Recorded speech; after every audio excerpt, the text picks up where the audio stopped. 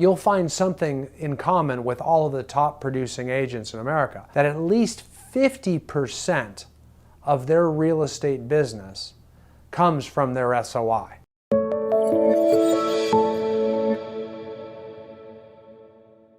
Hi, this is Brian Icenhower, and welcome to our video module on prospecting for your sphere of influence, or your SOI. So when we talk about your sphere of influence or your SOI, we talk about the people you know and that also know who you are. We're talking about somebody that knows who you are by name.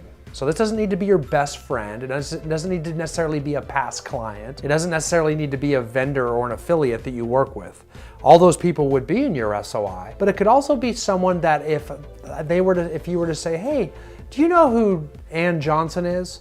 And they said, yeah, I know, I think I know who she is. She's in real estate, right? That's an SOI member. So it's basically someone that rises just above the level of spam if they were to be contacted by you, because they know who you are, they recognize your name. That's good enough to be included in your sphere of influence referral database. Or however, we do want to kind of know who's in our sphere and really focus on always growing and building our SOI. Typically, as long as we consistently stay in contact with our SOI systematically over time, the larger the SOI, the harder it is to stay in contact with it, but the bigger the return.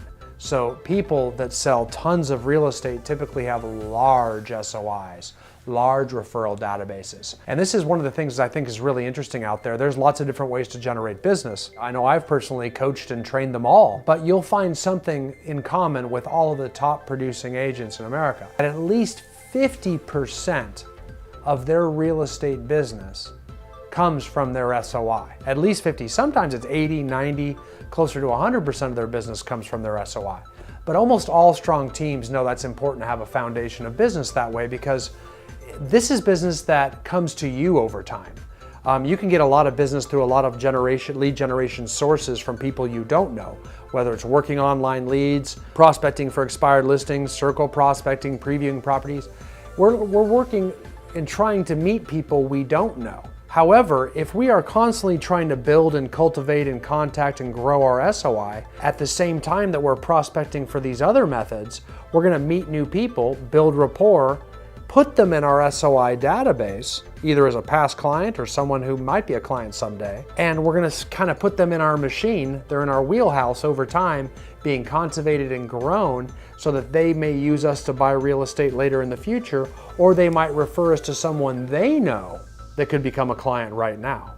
So we always want to have that SOI referral database working while we're prospecting for new business at the same time.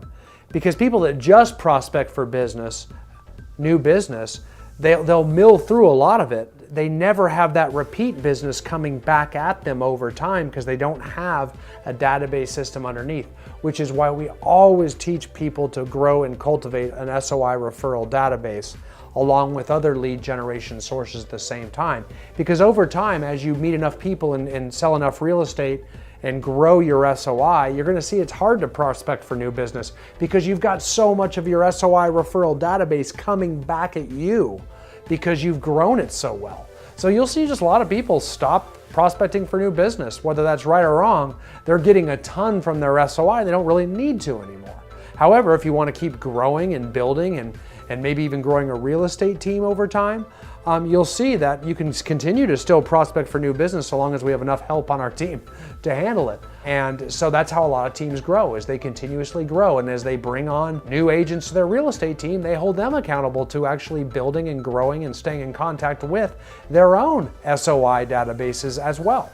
Now, with that being said, in your materials, we provide a ton of different scripts for you that you can use, at least for the telephonic part of staying in contact with the people in your SOI. How to ask your current clients that you're currently working with under transaction for referrals, how to ask for more listings from people that you know, scripts for updating your contact information in your database, scripts for updating contact information and asking for a referral at the same time, how to contact neglected past clients and people you haven't talked to in a very long time to add to your SOI referral database, how to call your past clients, how to update how to provide neighborhood auto email listing alert to different people that are in your SOI too, to keep them up to date on their home values and new listings that come up in their existing neighborhoods. That's all in there. So browse through those, take a look at those, start practicing on internalizing and reciting those scripts over time so you can start getting to work on growing that SOI and getting that wonderful 7-to-1 return on your business. Thanks again for watching.